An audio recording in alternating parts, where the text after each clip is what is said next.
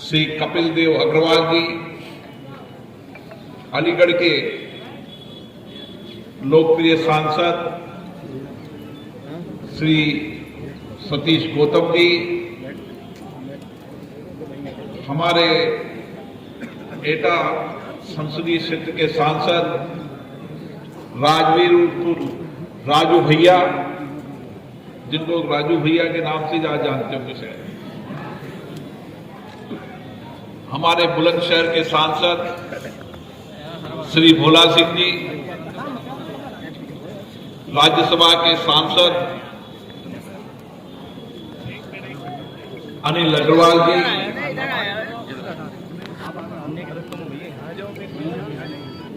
आगरा के महापौर श्री जैन साहब, राष्ट्रीय महासचिव मानव महाजन जी,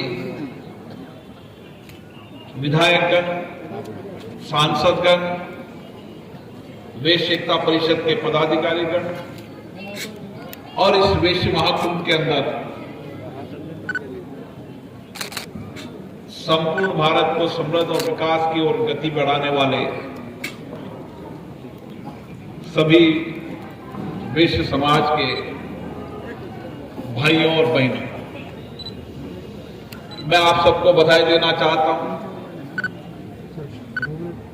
कि आपने एक सामाजिक एकता के माध्यम से किस तरीके से हम समाज का विकास करें, सामूहिकता के साथ वैश्य समाज को आगे बढ़ाएं, ताकि सामूहिकता के साथ देश और राष्ट्र की सेवा समर्पण का काम कर सके।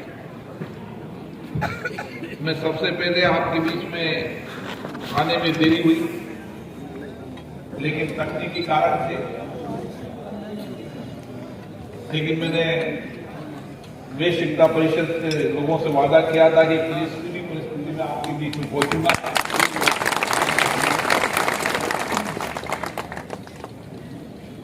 इस देश के अंदर वैश्य समाज का राष्ट्र निर्माण में बड़ा व्यापक योगदान रहा है। चाहे आजादी की लड़ाई हो, चाहे आजादी के बाद नए भारत के निर्माण की बात, आजादी की लड़ाई में भी वैश्य समाज ने बहुत बड़ा योगदान दिया, और उसके पहले राजाओं के राज में भी जब राजा युद्ध लड़ते थे अपने राज को बचाने के लिए, हिंदुत्व को बचाने के लिए, देश को बचाने के लिए, उस समय राजाओं के पास भी धन की कमी हो जाती तो भामाशाह के रूप में आप जैसे लोग सहयोग करते। आज वही संस्कार है, आज भी वही विचार है कि किस तरीके से हम नए भारत के निर्माण में अपना सहयोग करें, और नए भारत के निर्माण में अगर सहयोग करना है तो सबको सामूहिक रूप से सहयोग करना है। और इसीलिए वैश्य समाज आजादी के बाद इस देश में कल कारखाने हो, उद्योग हो, व्यापार हो, ताकि हम देश को एक नई गति की ओर ले जा सकें। आजादी के बाद हमारे पास कठिन दौर था,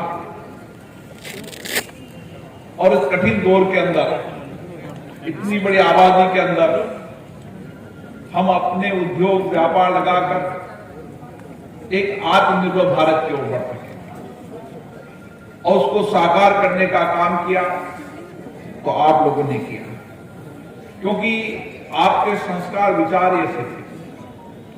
हमारे पूर्वजों ने हमेशा सेवा, त्याग और समर्पण से काम किया, और जिस समाज के संस्कार ऐसे होते हैं कि जो कुछ भी है मेरा समाज के लिए, ये समर्पण का भाव हमारे पूर्वजों का है, और उसी कारण आज भी यही संस्कार हमारे हैं, जो कुछ भी है हमारा समाज के लिए समर्पित है, इसीलिए इस समाज की व्यापक प्रतिष्ठा सभी समाज में है।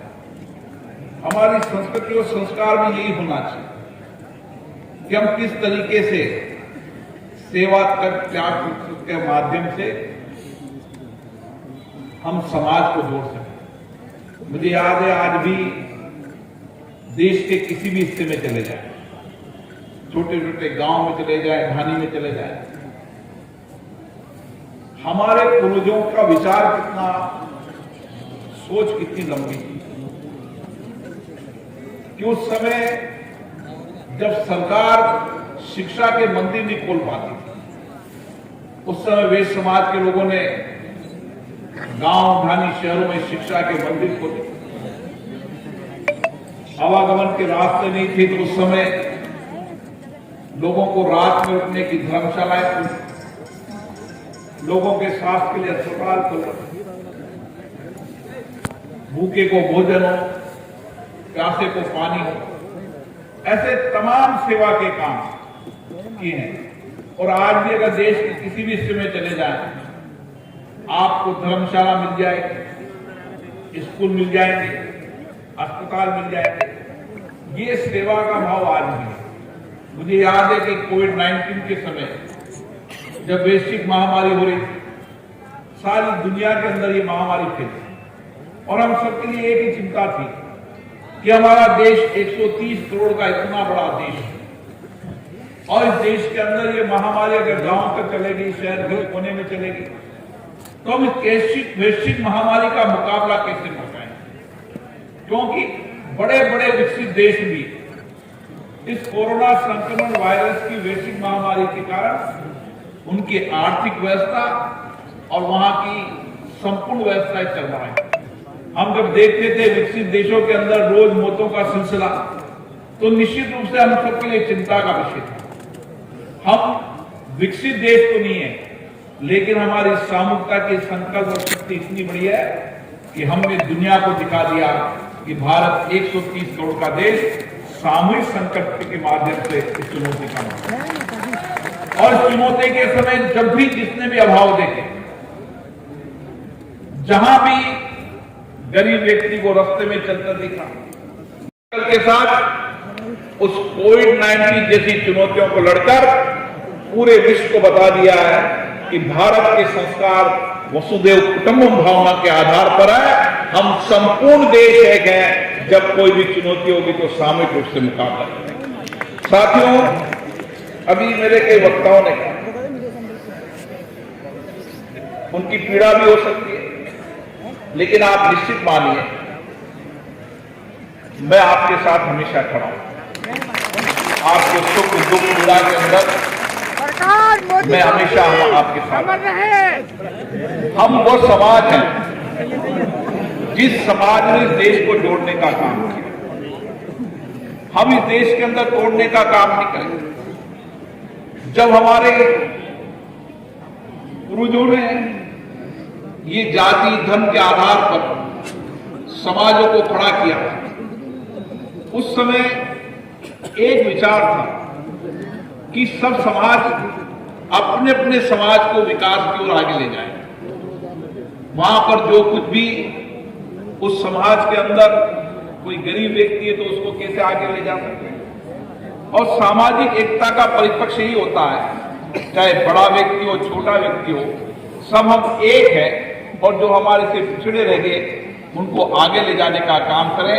ये समाज निर्माण की भावना हमारा इसी तरीके से जातियों को लड़ाना या जातियों के आधार पर समाज का निर्माण हुआ है, वो जातियों का समाज का निर्माण संपूर्ण जातियों के समाज निर्माण के विकास को आगे ले जाने का है। लेकिन अगर जातियों के आधार पर हम एक नया संघर्ष खड़ा कर देंगे तो हमारे देश की विविधता को तोड़ने का काम करेंगे। और इसीलिए भारत इतना बड़ा देश है, जब लोकसभा में देखता हूं अलग अलग जाति, अलग अलग धर्म, अलग अलग वेशभूषा, अलग अलग खान पान, अलग अलग राजनीतिक प्रतिबद्धता है, लेकिन सारी विविधता के अंदर संपूर्ण भारत है। हमारा देश इसी तरीके से माना जाता है कि विविधता हमें जोड़ती है, विविधता हमें तोड़ती नहीं। और इसीलिए समाज और जाति प्रथा हमें तोड़ने का काम नहीं करती, हमें एक नए निर्माण भारत करने का काम करती है। ये विचार हमारे मन में हमेशा होना चाहिए। और ये विचार जब सभी जातियों सभी समाजों में होगा तो हम अपने अपने समाजों को मजबूत करते हुए देश को मजबूत करेंगे, ताकतवर करेंगे और नए भारत का निर्माण करेंगे। और इसीलिए जब कभी जातियों का सम्मेलन होता है, मैं उनसे एक ही आग्रह करता हूं कि हमें आपस में जातियों की कटुता को बढ़ाने का काम नहीं करना। अगर इस भारत के अंदर जातियों आधार पर कटुता को बढ़ाने का काम किया तो हम देश को तोड़ने का काम करें। हमारा एक ही लक्ष्य होना चाहिए। जिस समाज में हम पैदा हुए हैं, हमारे पूर्वजों ने केवल वैश्य समाज का कल्याण करने का काम नहीं किया था, उन्होंने हमेशा संपूर्ण समाज की सेवा करने का काम किया था। वही संस्कार हमारे बीच में होना चाहिए कि हमको भगवान ने सक्षम बनाया है, और सक्षम बनाया है तो हमारी ये शक्ति होनी चाहिए कि हम संपूर्ण समाज के कल्याण की ओर काम करें। ये विचार आज भी वैश्य समाज के अंदर है और इसी विचार को लेकर आगे बढ़ना है कि हम किस तरीके से देश में संपूर्ण समाज का कल्याण कर सकें, संपूर्ण समाज का कल्याण करके आगे ले जा सकें। क्योंकि मैं जहां भी जाता हूं देखता हूं, मैं भी सुबह गया था तो वहां कुछ लोगों ने डायलिसिस सेंटर खोला। डायलिसिस सेंटर के अंदर एक महिला ने अपने 8 करोड़ रुपए और 12 करोड़ रुपए की संपत्ति को श्रीमती कमलेश गुप्ता ने पूरा का पूरा समाज के लिए समर्पण कर दिया। ये भाव होना चाहिए कि जो कुछ भी मेरा है वो इस समाज का है। और इसी भाव और त्याग तपस्या के कारण, समर्पण के कारण आज वैश्य समाज को प्रतिष्ठित समाज के रूप में पूरी तरीके से जाना जाता है, उसी तरीका का व्यवहार समाज करता है। और हमारी यही संस्कार होनी चाहिए, यही दिशा होनी चाहिए कि हमारी जिम्मेदारी है कि समाज से अभाव में रह रहे वंचित लोगों को हम आगे बढ़ाएं, हमारे समाज में बढ़ाएं और समाज में भी जो वंचित लोग हैं, अभाव में लोग हैं, उनको आगे बढ़ाएं। आप तो वो लोग हो, चाहे उद्योग के अंदर वो रोजगार देने का काम हो, एक दुकानदार दुकान चलाता है तो 10 आदमियों को रोजगार देने का काम करता है। छोटा व्यापारी भी अगर अपना व्यापार चलाता है तो 2 आदमियों को काम देता रहता है। ये वैश्य समाज तो हमेशा लोगों को रोजगार देने का काम किया, लोगों के हर समाज के लोगों को आर्थिक रूप से मजबूत करने का काम किया। हम इस दिशा की ओर काम करने की आवश्यकता है। मुझे लगता है आज काफी समय से आप सुबह 11 बजे से शाम को 6 बजे तक हो गया है। मैं इस मौके पर इतना ही कहना चाहता हूं कि जो आपकी चिंता है, आप चिंता मत करें। आपने मुझे जिम्मेदारी दी है, इस समाज की मेरी जिम्मेदारी है और मैं कभी भी ये समाज प्रताड़ित ना हो, किसी भी तरीके से ना हो, इसकी मैं जिम्मेदारी लेता हूँ। समझो कहना चाहता हूँ, आप संपूर्ण समाज में काम करें और संपूर्ण समाज को साथ जोड़ते हुए हम किस तरीके से नए भारत का निर्माण कर सकते हैं और भारत मजबूत हो, इस दिशा में हमारा क्या योगदान हो सकता है, इस दिशा में काम करें। आप सभी को बहुत बहुत धन्यवाद।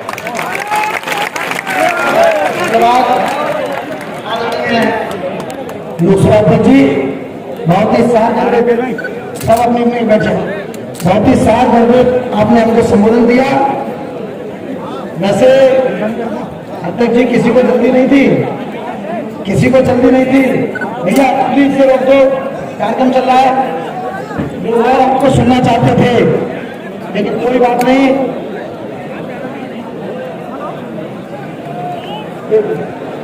अब